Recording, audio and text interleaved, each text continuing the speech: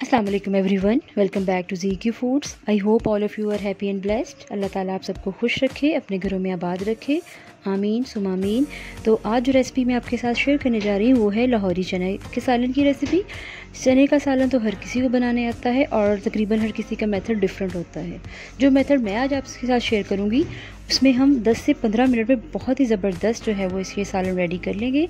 इसके साथ ही मैं एक सीक्रेट सैलड की रेसिपी भी शेयर करूँगी, तो वीडियो को मुकम्मल वॉच कीजिएगा और कहीं से स्किप ना कीजिएगा। तो चलते हैं, सबसे पहले इसके इंग्रेडिएंट्स देख लें।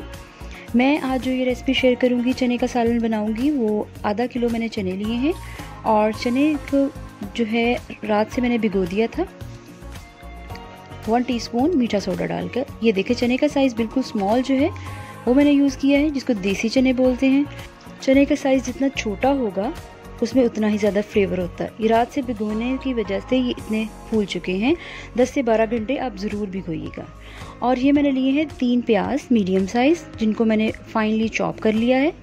इसकी हम पेस्ट बनाएंगे। और ये हैं 2 टमाटो, आधा कप दही, 6 से 7 हरी मिर्चें जिनको मैंने चॉप कर लिया है, 1 tablespoon ginger garlic paste, 1 tablespoon मेथी, कसूरी मेथी, और 2 मैं यूज़ करूँगी चिकन क्यूब्स और कुछ साबुत हरी मिर्च। और ये है 1 tablespoon black pepper, 1 teaspoon haldi, 1 teaspoon red chilli powder and 1 tablespoon jeera powder. और कुछ मैं साबुत मसाले यूज़ करूँगी। ये है दालचीनी की 2 से 3 स्टिक्स और 1 टेबलस्पून है ज़ीरा, 2 हैं बड़ी इलायची, और ये सौंफ और सूखा धनिया मिक्स है। तो इनमें से कोई अगर आपके पास मसाला नहीं है, एक आध, तो आप बेशक मत डालें। तो आए सबसे पहले हम चने बॉईल कर लेते हैं। तो मैं इनको प्रेशर कुकर में बॉईल करूँगी। ये चने जो थे इनको मैंने 2-3 पानी से अच्छी तरह से वॉश कर लिया था, क्योंकि इनके अंदर मीठा सोडा था।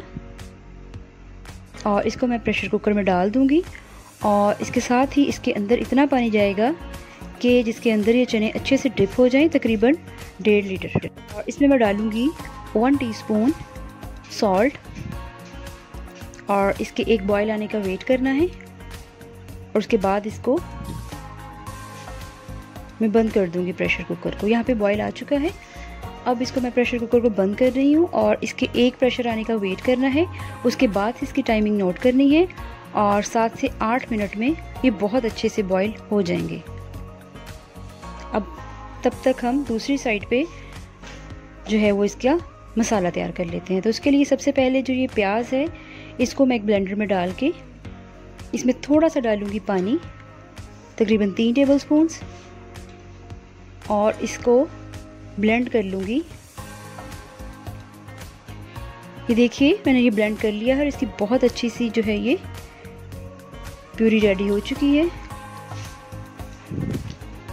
अब इसी ब्लेंडर में मैं टमाटोज़ जो हैं उनको डाल के उनकी भी प्यूरी रेडी कर लूँगी। और टमाटोज़ को ब्लेंड करते हुए इसमें पानी नहीं जाएगा, इसकी ऐसे ही बहुत अच्छी प्यूरी रेडी हो जाएगी। तो चलते हैं अगले स्टेप की तरफ। बिस्मिल्लाहिर्रहमानिर्रहीम। एक पैन में मैंने लिया है ऑयल, तो ये तकरीबन 1.5 पाव है। आधा किलो में 1.5 पाव में यूज़ करूँगी। और जितने भी ये साबुत मसाले थे इनको फ्राई कर लूँगी। एक साइड पे हमारे चने बॉईल हो रहे हैं, दूसरी साइड पे हमारा बहुत अच्छा सा जो है ये इसका मसाला रेडी हो जाएगा। इसको तकरीबन 1 मिनट तक भूनना है कि इसमें से अच्छी सी खुशबू आना स्टार्ट हो जाए। तो यहाँ पर तकरीबन 1 मिनट हो गया हुआ है और ये बहुत अच्छे से इसमें से स्मेल आना स्टार्ट हो चुकी है। अब मैं इसमें डाल दूँगी प्याज की प्यूरी और इसको 3 से 4 मिनट तक मीडियम फ्लेम पर इसकी भुनाई करनी है, ताकि प्याज का जो पानी है वो अच्छे से ड्राई हो जाए।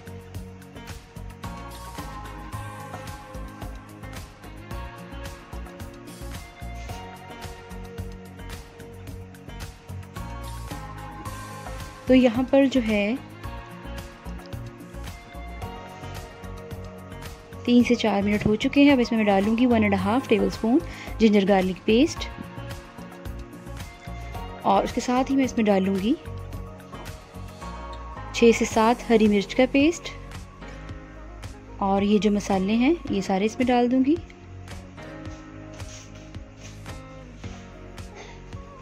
اور 2 چکن کیوبس، یہ ٹیسٹ کو انہینس کرنے کے لیے ہے، اور ساتھ ہی جائے گا اس میں ٹومیٹو کی پیوری۔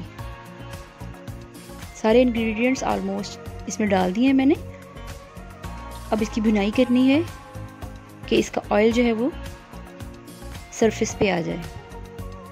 نمک آپ نے نوٹ کیا ہوگا میں اس میں نہیں ڈالا اس میں، تو اس کو ہم لاسٹ میں چیک کریں گے، اگر ضرورت ہوگی تو ڈالیں گے، کیونکہ جو چنے بوائل کیے ہیں اس کا پانی جو ہے وہ ویسٹ نہیں کرنا، اس پانی کو میں نے اس کے اندر ڈالنا ہے۔ تو اس کے اندر بھی سالٹ ڈالا ہے، اور چکن کیوب جو ہیں وہ ان میں بھی سالٹ ہوتا ہے، تو اس کی نمک کی ایڈیشنل نمک کی ضرورت نہیں پڑے گی۔ تو اب یہاں پر میں اس میں ڈال دوں گی دہی، اور مزید 2 سے 3 منٹ تک اس کی بھنائی کرنی ہے۔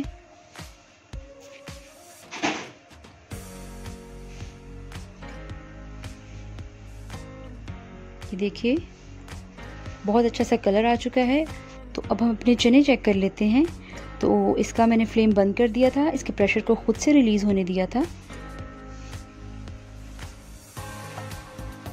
تو دیکھیے ماشاءاللہ بہت اچھے سے جو ہیں ہمارے چنے بوائل ہو چکے ہیں۔ اس کی پہچان یہ ہے کہ ہر چنے کے اندر ایک کریک ہونا چاہیے، اور اس کو ہاتھ سے دبانے سے یہ بہت سافٹلی جو ہے وہ میش ہو جانا چاہیے۔ تو یہاں پر چنے جو ہیں اس پانی کے سمیت، اس پانی کو ڈسکارڈ نہیں کیا، میں نے اس مسالے کے اندر ڈال دیے ہیں، اور اس کے ساتھ اس میں ڈال دی ہیں کچھ گرین چلیز بس۔ تو یہاں پر میں ایک آپ سے سیکرٹ ٹپ شیئر کرنے جا رہی ہوں۔ آپ نے یہاں اس اسٹیپ پر آ کر چمچ سے دباتے ہوئے کچھ چنے جو ہیں وہ ان کو سافٹ کر لینا ہے، اس سے اس کی گریوی بہت اچھی بنے گی۔ یہ دیکھیے تقریباً 1 کپ کے اراؤنڈ چنے جو ہیں ان کو میش کر لینا ہے۔ تو اگر تو آپ میرے چینل پر نیو ہیں، میری آپ سے ہمبل ریکویسٹ ہے کہ میرے چینل کو سبسکرائب کیے بنا بالکل مت جائیے گا۔ اب یہاں پر میں ڈالوں گی کسوری میتھی، اس طرح کر کے ہاتھوں سے مسلتے ہوئے، اور اس کو کور کر کے رکھ دوں گی تقریباً 2 منٹ کے لیے، بالکل لو فلیم پہ۔ تو یہاں پر 2 منٹ ہو چکے ہیں، اور بہت ہی اچھی سی خوشبو جو ہے وہ آنا سٹارٹ ہو چکی ہے۔ تو اب میں ڈالوں گی ہرا دھنیا، اور اس کے بعد 1 ٹی اسپون گرم مسالہ پاؤڈر،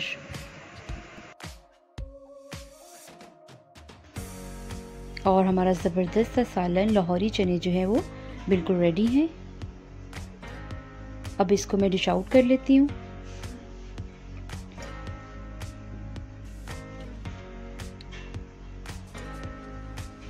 تو اب میں بتاتی ہوں سیکرٹ سیلڈ کی ریسیپی۔ یہاں پہ میں نے ایک بڑے سائز کا لیا ہے پیاز، اور اس کو اس طرح سے کر کے بالکل باریک جو ہے وہ کٹ کر لینا ہے،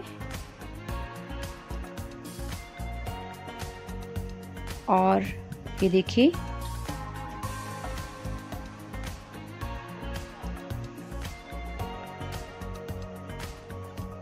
اور اس کے بعد میں اس میں ڈال دوں گی 2 ٹیبل سپونز کے اراؤنڈ یہ ہے ہوم میڈ اچار۔ تو آپ بازار کا اچار بھی یوز کر سکتے ہیں، اور بس اس کو اچھے سے کر دینا ہے اس میں مکس، چمچ کی مدد سے یا ہاتھ کی مدد سے یہ زیادہ اچھا جو ہے اس میں پیاز میں اس کا فلیور آ جاتا ہے، اور یہ بہت ہی زبردست لگتا ہے اس کے ساتھ اگر آپ چنے کا سالن جو ہے وہ سرو کریں۔ تو ہمارا زبردست تھا لاہوری چنے کا سالن ریڈی ہے۔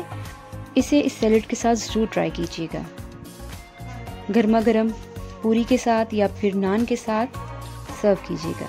تو آئی ہوپ آپ کو میری ریسپی اچھی لگی ہوگی۔ ویڈیو اچھی لگی ہے تو اسے لائک کریں، شیئر کریں میرے چینل کو، اور میں انشاءاللہ جلد ملوں گی ایک نئی زبردست delicious coke and easy recipe کے ساتھ۔